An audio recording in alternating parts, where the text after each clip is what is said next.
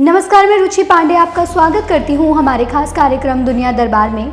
कल दुनिया की 5 उभरती हुई सबसे बड़ी अर्थव्यवस्था का शिखर सम्मेलन हुआ, जिसमें पीएम मोदी ने कई अहम मुद्दों पर पाकिस्तान और चीन को आड़े हाथ लिया है और अपनी सीमा विवाद का समाधान करने के लिए भी कहा है। शिखर सम्मेलन में क्या कहा प्रधानमंत्री मोदी ने, जिससे भारत और चीन और पाकिस्तान के त्रिपक्षीय रिश्तों पर असर पड़ेगा, ये जानने से पहले एक नजर कुछ अन्य सुर्खियों पर। पहला, अमेरिका के नवनिर्वाचित राष्ट्रपति जो बिडेन ने भारत के लिए बड़ा बयान दिया है। जो बिडेन ने कहा कि वो वैश्विक महामारी कोविड-19 से निपटने और अर्थव्यवस्था को वापस पटरी पर लाने के लिए प्रधानमंत्री मोदी के साथ काम करने के लिए इच्छुक है। दूसरा, अमेरिका में डोनाल्ड ट्रंप हार के बाद भी अपनी हार मानने को राजी नहीं है। डोनाल्ड ट्रंप ने चुनाव नतीजों के बाद लगातार धांधली की बात कही है। अब इस बीच उन्होंने एक्शन लेते हुए चुनाव सुरक्षा अधिकारी को भी हटा दिया है। तीसरा, प्रधानमंत्री मोदी ने मंगलवार शाम को जो बिडेन से फोन पर बातचीत की है और साथ ही जलवायु परिवर्तन, कोविड महामारी और वैश्विक अर्थव्यवस्था को सुधारने पर भी चर्चा की है, जिसके बाद से प्रधानमंत्री ने भारत प्रशांत क्षेत्र में सहयोग के लिए भी मांग की है, जिसके बाद से भारत और अमेरिका के संबंधों में कुछ नया मोड़ आने के कयास लगाए जा रहे हैं। चलिए अब बढ़ते हैं आज की मुख्य खबर की ओर। पिछले हफ्ते से इस हफ्ते तक ऐसा 2 बार हुआ है जब भारत और चीन आमने सामने आए हों।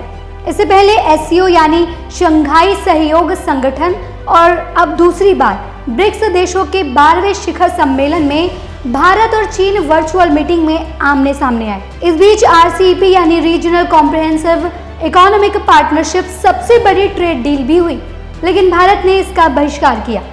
लेकिन कल यानी मंगलवार को हुई ब्रिक्स शिखर सम्मेलन में भारत कई अहम मुद्दों को उठाकर चीन और पाकिस्तान को आड़े हाथ लिया है। क्या कहा प्रधानमंत्री मोदी ने, जिससे वैश्विक स्तर पर भी उनकी बात का अर्थ गहरा जानने से पहले आप जान लीजिए कि ब्रिक्स क्या है और ब्रिक्स को ये नाम कैसे मिला है। तो बता दें कि ब्रिक्स का अर्थव्यवस्था दुनिया में 5 उभरती अर्थव्यवस्था वाले देशों का एक समूह है जो विश्व शक्ति बनने के प्रयास में जुटे हुए हैं। इसमें शामिल देशों में ब्राजील, भारत, रूस, चीन और साउथ अफ्रीका है। ब्रिक्स एक स्वतः सहमति से बनाया गया गठन है। ये किसी भी प्रकार की संधि से नहीं जुड़ा है। ब्रिक्स 5 सदस्य देशों का एक मंच है। ब्रिक्स का उद्देश्य सदस्य 5 देशों के बीच विकास के मौकों में वृद्धि के लिए न्यायसंगत और पारस्परिक रूप से व्यापक स्तर पर संबंध स्थापित करना है। प्रधानमंत्री मोदी ने सम्मेलन में आतंकवाद के मुद्दों को उठाकर बिना पड़ोसी देश पाकिस्तान का नाम लिए उसे आड़े हाथ लिया है। साथ ही पीएम ने यूएन में सिक्योरिटी काउंसिल में भी बदलाव की बात छेड़ी है। प्रधानमंत्री मोदी ने कहा कि आज के समय में यूएन में मल्टीलैटरल सिस्टम एक संकट के रूप में उभर रहा है। आज के समय में ग्लोबल गवर्नेंस के संस्थानों की क्रेडिबिलिटी और प्रभावशीलता पर भी असर पड़ रहा है। प्रधानमंत्री मोदी ने संयुक्त राष्ट्र की स्थापना के 75वीं वर्षगांठ पर कहा कि भारत को आज भी संयुक्त राष्ट्र के मूल्यों पर विश्वास है, लेकिन समय के साथ अब जरूरत है कि संयुक्त राष्ट्र के साथ अन्य अंतर्राष्ट्रीय संगठनों जैसे IMF, WHO, WTO संगठनों में भी बदलाव आना चाहिए। प्रधानमंत्री मोदी ने इस वर्षगांठ के मौके पर द्वितीय विश्व युद्ध में शहीद हुए 25 लाख भारतीय वीर सैनिकों को भी श्रद्धांजलि दी है। पीएम मोदी ने कहा कि आतंकवाद भी इस समय विश्व में सबसे बड़ी समस्या बनकर उभर रहा है। अब समय आ गया है कि हम सबको आतंकवाद के खिलाफ एकजुट होकर आतंकवाद को बढ़ावा देने वाले और आतंकवाद का समर्थन करने वालों को दोषी ठहराकर उनका सफाया किया जाए। पीएम मोदी ने कहा कि कोविड के बाद वैश्विक अर्थव्यवस्था में रिकवरी में ब्रिक्स देशों का अहम योगदान होगा। उन्होंने कहा, कोविड के बाद की वैश्विक रिकवरी में ब्रिक्स इकोनॉमीज की अहम भूमिका होगी।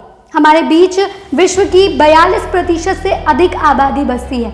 हमारे देश ग्लोबल इकोनॉमी के मुख्य इंजन के रूप में काम करते हैं। ब्रिक्स देशों के बीच आपसी व्यापार बढ़ाने का बहुत स्कोप है। हमारी आपसी संस्थाएं और सिस्टम जैसे BRICS interbank cooperation mechanism, new development bank, customs cooperation भी वैश्विक रिकवरी में हमारे योगदान को कारगर बना सकते हैं।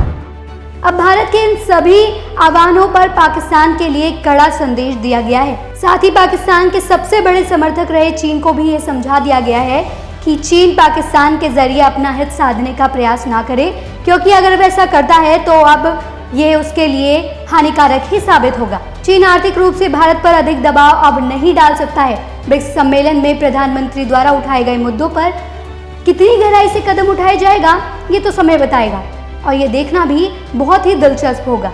हम नजर बनाए हुए हैं और भी बड़ी खबरों के लिए, अधिक जानकारी के लिए आप देखना ना भूलें हमारा खास कार्यक्रम दुनिया दरबार। धन्यवाद।